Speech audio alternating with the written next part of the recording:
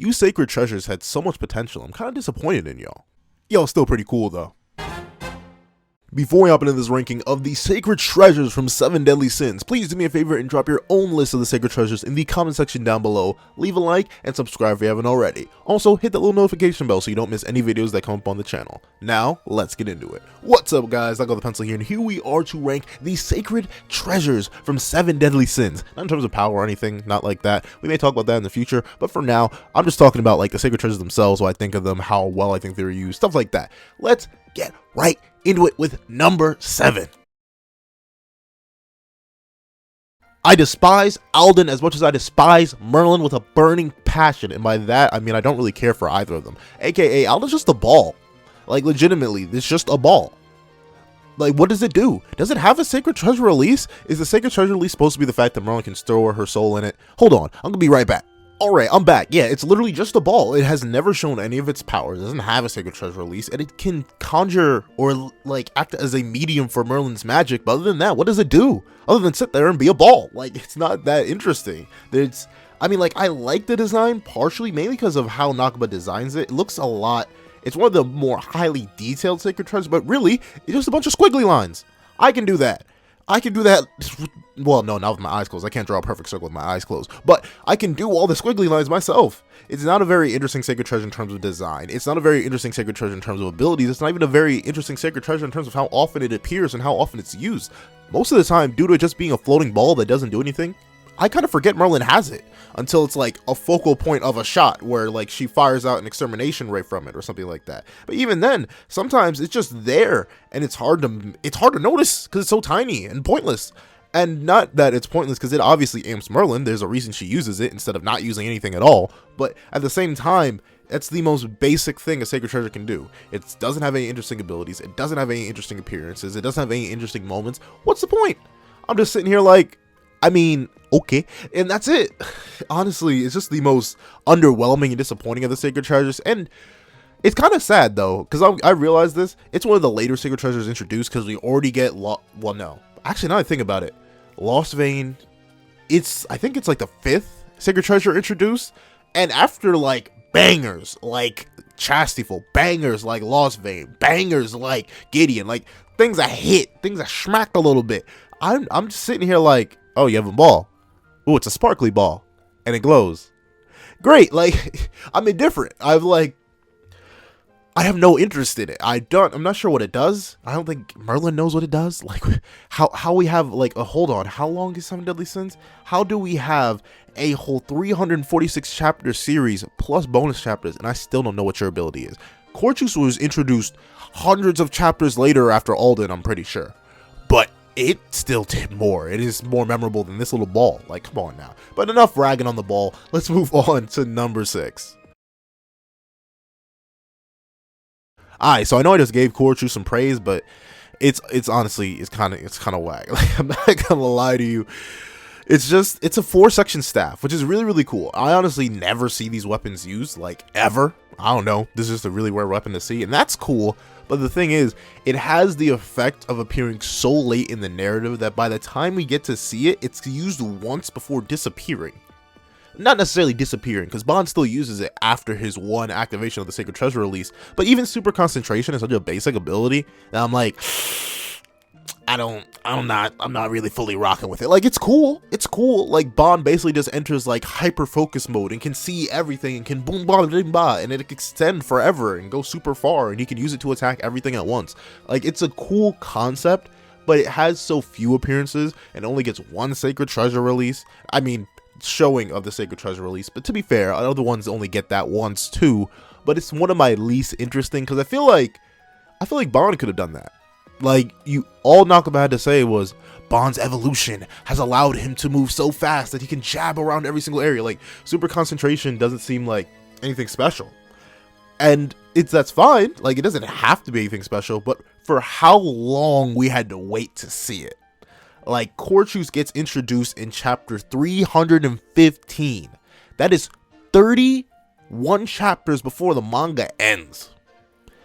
And for it to be this underwhelming, or at least underwhelming to me, I'm not sure. I know Corchus hits a lot for some people, especially because of the delay. But for me, considering Super Concentration is kind of like and the design is kind of like I don't know. It just doesn't It doesn't do it for me. Like, it's cool enough, and like I get how it's sacred and also a treasure, but nothing grabs me about it, and nothing makes me think it was worth the wait. Like, I know Merlin has the whole line of, oh, after your training in purgatory, you're maybe finally strong enough to use its full potential, and like, okay, but I feel like, did you have to wait so long? Like, and the thing is, Merlin had it. She could have tried to help my boy Bon out. Bon was in a drought for so long in the series until he got his purgatory training. Like, even if the sacred treasure didn't help him do much, like, would have been better. You could have given him something. Oh, he may have lost it in purgatory. True, he may have. He could have just left it behind, though. I don't know. It was kind of whack. Like, I'm not gonna lie, for how long we had to wait for it and how little it ended up really doing. And to be fair, relevant, like, story context wise, it did a lot, because it prevented King from having to just nuke the entire area with Sunflower, which I honestly kind of would have preferred. But that one story moment where Bond stopped all the Endura spawn from spreading out everywhere, and then of course he used the sacred treasure to like be the one to deal the final blow against the Endura. I don't know, it's just not enough for me. It's not enough flavor, it's not enough sauce. Like, for how long we had to wait and how underwhelming it is, it doesn't balance out very well. So I prefer sacred treasures that in my mind not only kind of sort of have, it's weird to say better designs because it's very well designed, but better designs, more interesting powers to me, more possible utility in different situations. Just overall, it's a good sacred treasure. It's just not as interesting to me. And yeah, that's really all I have to say about it. Like, I like Corchus, but it just didn't do enough, and it was too little too late. You guys know what I mean? I don't know. I'm especially interested to hear your thoughts about Corchus in the comment section down below. But speaking of down below, please leave a like for your boy. But enough of that. Let's hop on into number 5. All right. So speaking of, actually, no, not the thing. I like the twin bow Herod. Like, I'm not gonna lie. I actually legitimately enjoy it because of like how it fits Gowther entirely. Like, it's 2 light arrows, or like 2 light bows, which is very, very cool. I think the way he can manipulate their size and shape is very, very cool. I like how it gives him automatic tracking, which basically allows him to bypass his somehow poor eyesight. You're literally a doll. Why do you need glasses? But it allows him to do that. It gives this really, like, it's one of the first sacred treasures to pop up like casually. Like, Gowther pulls it out in a situation for the first time, and then just like with Corchus, it instantly does something cool. Like, Gowther pops out with it, he has the twin bows, fires off into an entire crowd, rewrites a whole bunch of memories. It explains why it's so useful. It's a full-on amp to Gowther, which is something that I feel like Alden and Corchus fail to be. Like, Gowther can like rapid fire Gatling with his just regular hand, even though, actually, no, I don't think he can. Wait 1 second. Okay, but yeah, he can actually still rapid fire all his shots with just no Herod at all. The thing is, it lacks the accuracy. Herod supplements every single thing that Gowther has. I think that's very, very good. Not only does it amp him on the general level, like, it just makes him more powerful, but on top of that, it allows his abilities to be more accurate, which thus makes them more dangerous, which thus makes Gowther more dangerous. It basically does everything a sacred treasure should do. However, it's too basically designed for me. That's what holds it back. Like, while I think the bottom 2 are like alright designed, I think not in general, honestly, if I'm being real, these bottom 3 are alright designed enough that I'm like, it's alright. But what puts Herod above like Alden and Corchus for me is the fact that it feels like a flat baseline amp to Gowther as a whole, which is very, very good. I think that's what a sacred treasure should do. I think that's what any amping weapon should do. It shouldn't just be, oh, I have sword now, bada bing bada boom, I'm stronger overall. It should be, oh, I have sword now that gives me special powers that I can do more things with. That's what I like. That's when I think a power is doing very, very good as a whole, rather than just like a superficial facet of, oh, I'm stronger now. And I think that's what makes Herod good. The only thing that holds it back for me is the basic design, and while it does show up pretty darn often, the thing is, Gowther doesn't show up enough to make like true usage of it. It just has a few big flashes of interesting moments, and then it'll disappear. Just like Gowther will disappear from the plot for long stretches of time. So honestly, that's what holds it back. Not enough appearances, not enough sauce, not enough of the good stuff. That's what I have to say. But honestly, I think that's it for Harriet. I think it's a very cool ability. Not a cool ability. It's a very cool Sacred Treasure that amps Gothar's abilities and amps Gothar. Overall, it amps everything about him. I think that's very, very good for a Sacred Treasure. Harriet is like the starting point for what I believe a Sacred Treasure should be. But enough of Harriet. Let's hop into number 4. Gideon is another case of where I feel like the user holds the Sacred Treasure back from being as cool as it should be. Because I'll be real, from a design standpoint, I love Gideon. It's one of my favorite designs for weapon, period. I don't know, it basically inspired my love for the Warhammer, or like the full-size Warhammer, because technically like Mjolnir is a Warhammer, but that thing's so tiny. I mean like the full whole staff and then the hammerhead, the back point. I love it. I love the design 100%. I think the initial appearance of Gideon, like this massive mystery prize, and like it's really the first Sacred Treasure we see outside of Chastiful, I'm pretty sure, and it shows off. Like Diane was already pretty darn strong beforehand with her earth manipulation. Like, you know, she could raise some pillars up from the ground, basically spread out and destroy an entire town. Even before that, way in her past, we could see her like make an entire cornucopia of, wait, no, that was not Diane. I think that was actually Matrona. But regardless of that, we know Diane was a strong earth manipulator. She was pretty darn good. But then the moment she got her hands on that good girl Gideon, she instantly just leveled up, like leveled up 10,000 times, literally rose up an entire mountain. And like in terms of just sheer, whew, that's impressive. That was impressive. Like, I'm not gonna lie, that was amazing to see Diane basically be like, you know what, let's go from a level 5 earthbender to a level 500 earthbender. I loved it. It was great. It was so big you couldn't even see Diane on top of it, and that was all because of Gideon. And then on top of that, Gideon's ability is actually pretty cool, and I think it's kind of not misused, but I feel like it's underused or like not thought about enough, because Lightning Rod as an ability is very cool, because it honestly makes me wonder if like Diane could store the charge of the magic in her weapon and then discharge it somewhere else. Like, she automatically puts it to the ground, but like other weapons can act as conduits. So like, what if she caught one of Mael's attacks and then charged Chastiful with it, and then King sent Chastiful somewhere else? Like this, I feel like Lightning Rod has such interesting capabilities that we just don't get to see, and it's so rare. Like Hawk even calls it out, like, hey yo, what is this convenient superpower you happen to have at this one moment that's never going to appear again? And I think that's to the point, but I think Gideon has enough for me personally in terms of like my design taste. I really like it. In terms of how useful it seems to be, I really like it. But the thing that holds it back is Diane. And not necessarily even Diane holding herself back, it's Nakaba realizing that, oh wait, I can't just terraform the planet, even though Diane's gotten many times stronger at this point. Due to the nature of this series, we can't have Diane make a Mother Catastrophe that's a million times bigger. Well, not a million, but a couple times bigger, considering how big it already started. Like, beginning of series Diane is fodder to end of series Diane, but we don't really get to see that because of the scale of the series. We aren't allowed to go to those large, gigantic country size, like literally throwing continents at each other's scale, even though reasonably, if you do a little bit of scaling, that's what Diane should be able to at least start reaching in terms of earth manipulation. But we're not allowed to do that, thus Gideon isn't allowed to flex as much as it is. But for the base showing of Gideon, like on beginning of series Diane, how much it amping her beyond Helbram and Berserk Meliodas in an instant and forcing him to run, very cool opening showing. I really like the ability. I feel like it has so much potential that we may never get to see, probably will never get to see based on how far I see the Apocalypse is going. I feel like it has such a great design. All of this stuff, from a great showing to a great design to a great interesting ability that admittedly is all rarely touched on, because Diane, the thing is, it's very cool, but what holds it back is the fact that it just doesn't have enough sauce to it in comparison to the Sacred Treasures above it. It's literally the perfect middle ground for me, because it's the gatekeeper, because it's leaning into those Sacred Treasures that I really like, I really rock with, but at the same time it has those little things that hold it back, just like the Sacred Treasures below it.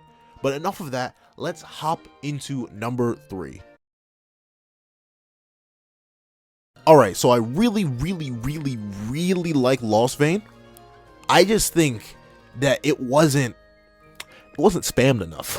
If I'm being real, I like Lost Vein. Its design is good. Its design is very good, but it just, once again, it's just a short sword. And like, short swords are cool, and I know they're not daggers, but like, The design is good. It matches Meliodas' character design, especially the one he had at the start of season 2. Like the green and white outfit worked really, really well with Lost Vein. And I think Nakaba actually designed Lost Vein more so around that weapon, or no, not that weapon, that outfit, because the colors match very, very well in comparison to like regular Meliodas outfit, where it, in my mind, doesn't match as well. So that may be a point of it where it throws me off design wise, but regardless of that, I think it's a very cool design. I like the extra details on the front of the blade. I like how the blade fits. I like how it's relative to Meliodas in size. I like all of that. But the thing that gets me about Lost Vein is it has such a nice ability that I'm confident. Like we're missing something. We're missing something. Not we're missing something. We weren't allowed to see the full capacity of Lost Vein, because like I know the clones split Meliodas' power and only share about half of it, but there's too many times where if they really did split his like raw power and speed and movement and stuff like that, it wouldn't have the same effect. Like he wouldn't be able to full counter things with the concurrent timing that he did have, unless like the things he was full countering were like up to an eighth of his power. Like y'all get what I'm saying, right? Like in terms of just raw power wise, I feel like the whole, oh, it splits about half of his power level, it's not really a thing that's brought up that often, except for the fraudulent fight. And even then, that fraudulent fight gives me like, it makes me want to see more cases of Meliodas just sending in a clone first, or sending in a couple clones, or like completely baiting his opponent, because these clones are essentially like echo clones. Like they don't really matter to Meliodas Prime. Like he can just spawn them without care, they can go and die without care. They seem to be very good things to use, and overall they appear so rarely.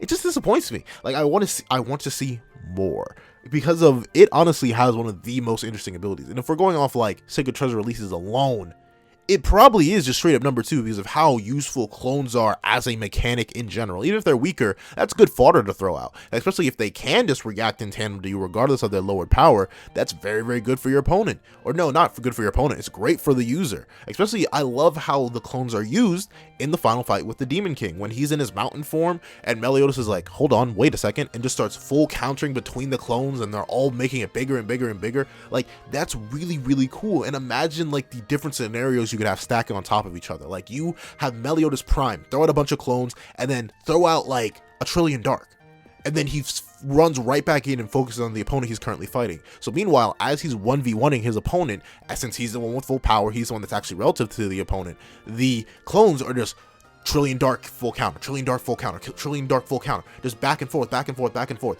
until it all converges back onto the opponent tons of times bigger. Like the utility of Lost Vein is so like underused that it eats away at me, because I love the design of it. I love how cool the clone concept is. I just feel like it's underused. And to be fair, a lot of the Sacred Treasures, except for like one, are really underused as a whole. But man, like Lost Vein gets to me because of how cool it could have been. Like imagine if, to like compensate for the fact that he's outnumbered and the fact that he needs like more damage spread potential against the commandments, Meliodas popped out clones and just start throwing out attacks towards each other, so they just start full countering together, so he could like make up for the gap of an ability, and then he resort to revenge counter. I would love stuff like that, like just different ways that different battles could have gone, and like how free it is for Meliodas to basically ignore power gaps as long as he stacks the clones in the right way.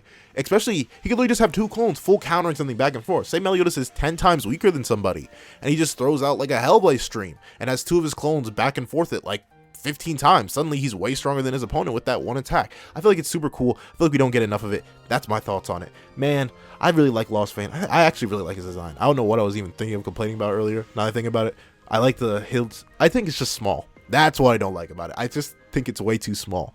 But then again, I have that problem with all Meliodas' weapons. But that's because Meliodas himself is small, and I prefer full swords compared to short swords. So there's that. But yeah, the Lost Vein, really, really cool, but it's held back for the fact that I feel like it's not used to its full potential. And the thing that hurts me is that we get hints, tastes, little whiffs of its possible full potential with things like the fraudulent fight and things like the final Demon King fight. But enough of that, let's hop on to number 2. Alright, so I know I was kind of like clowning on Rita on Sunday, but here's the thing. I was clowning on Rita because my boy got shattered. But if we just ignore the shattering part, Rita is one of the coolest sacred treasures. One, I love its design. Rita has such a simple yet intricate design that really like sticks with me. I don't know, I really like it, from like the gigantic axe head to the fact that it's a one-hand axe, the extra spikes on the hand guard, so like if Escanor really needed to, he could literally just sucker punch somebody with it and stab them, stuff like that. The angel design, the lore behind the sacred treasure, that it was named for a maiden that was loved by the sun, all the stuff like that, I think is very, very good. I even like its color design a lot. I love the weird, like, almost like the cleaving, cutting part of the axe itself was like, just like, it was like attached to their fused to it by some unnatural manner, because it's like not smooth, it's a bit like rough. I love all the little extra detail in it in terms of like a sheer weapon. Then of course, before it just got like absolutely nagged by the end of the series by your young boy Zeldris in the OD. The thing is, it was still really, really cool. He could summon it on command, which is really the only... I think Merlin couldn't summon Alden on command. She had to teleport it to herself.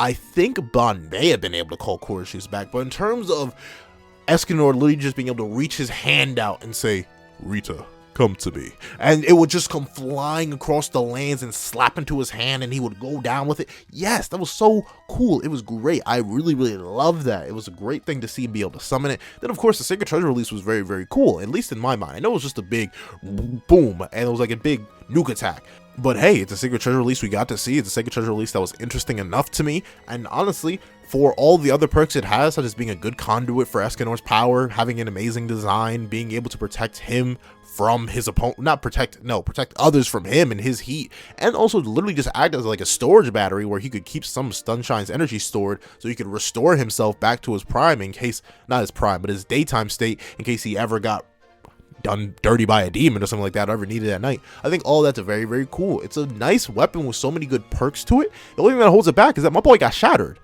He just got shattered open. Like, my man got done so dirty. Like, it would have been so cool to see Escanor pull up to the final bout with his final shine state, and Rita is there with him, the lady loved by the sun, standing behind the lord of it, and he finally swings it down. Or like, here's another thing. I would have loved if Rita could transform with Escanor. Like, we know Sacred Treasures aren't limited to not transforming, so it would have been cool to see, like, if as a byproduct of the exposure to Escanor himself, it like started to morph with him. Like, the spikes would get bigger, the staff length would get thicker, like the head of the axe itself would grow larger and sharper and stuff like that as he progressed in power. And then it'd be, I know it was cool to see Melios and Gallon fail to lift it because it stayed at a constant state, but it'd even be cool if it like shrunk down to a little necklace pendant, and Escanor would just walk around with it until daytime hit and it started to grow and he had to hold it. Stuff like that. Cool little extra details I wish Rita had. I also wish it didn't get shattered, just because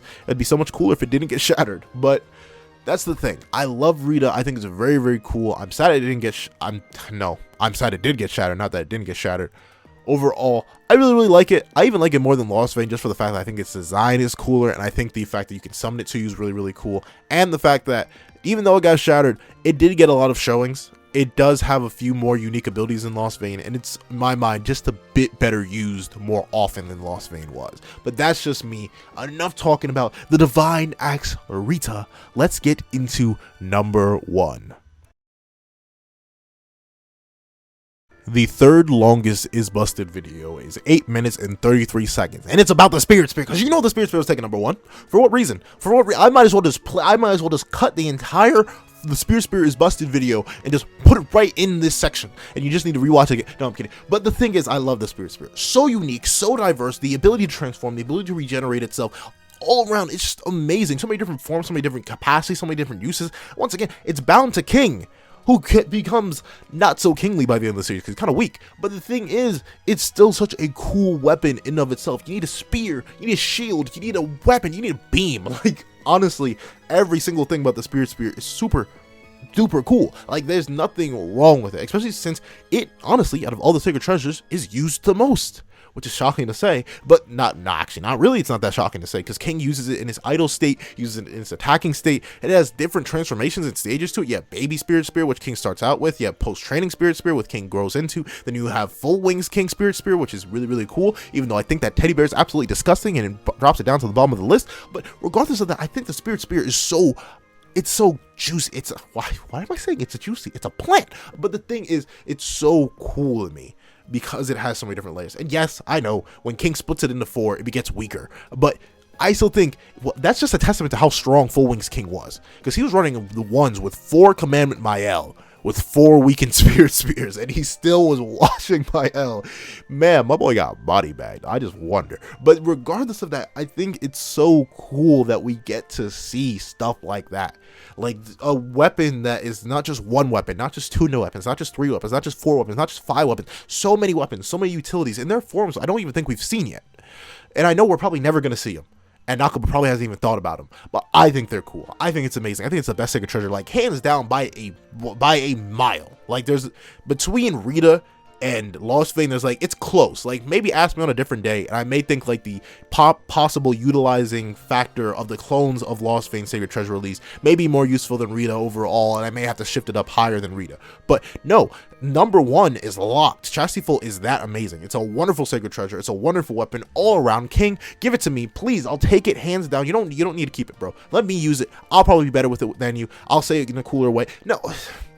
Chastity Full's too cool. All right, that's it. That's all I really have to say. Like, I would waste your time here, but there's an entire video talking about how much I love Chastity Full, and I'm definitely gonna explain it in the future, no matter how annoying this thing is gonna be to explain because of how complicated it is. But it's super complicated. It's super cool. It's a great weapon. It's a great sacred treasure. But please, enough of my opinions on the sacred treasures. Please tell me your opinions on the sacred treasures in the comment section down below. Thank you guys so much for watching. Please remember to like, share, comment, and subscribe. And I hope you guys have a wonderful day. This is that guy with the pencil, writing off.